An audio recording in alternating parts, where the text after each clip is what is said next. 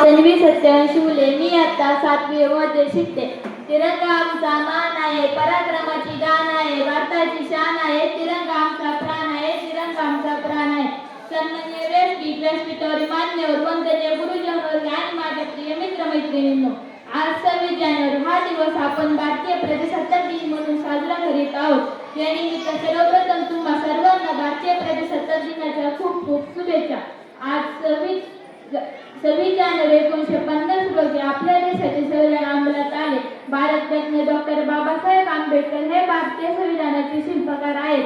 26 जानेवारी 1950 पासून आपल्या देशाचा राज्यकारभार संविधानानुसार सुरू झाला. हा दिवस प्रत्येक भारतीयाचा आनंदाचा, उत्साहाचा व अभिमानाचा दिवस आहे. आपल्या देशाचे संविधान हे जगातील सर्वात मोठे लिखित संविधान आहे. त्यानुसार सर्वांना समान हक्क व अधिकार मिळाले आहेत. आपला देश शूरवीरांचा देश आहे. अनेक शूरवीरांनी आणि महान व्यक्तींनी आपल्या प्राणांची आहुती देऊन आपल्याला हे स्वातंत्र्य मिळवून दिले आहे. आपण त्यांना नेहमी स्मरणात ठेवले पाहिजे. त्यांचे बलिदान वाया जाऊ नये म्हणून आपण देशाची सेवा करायला हवी. आजचा हा दिवस आपल्याला आपल्या देशासाठी लढलेल्या शूरवीरांची आणि त्यांच्या बलिदानाची आठवण करून देतो. हा दिवस भारतीय इतिहासातील सुवर्ण दिन आहे. या दिवसाची प्राप्ती हजारो देशभक्तांच्या बलिदानातून झालेली आहे.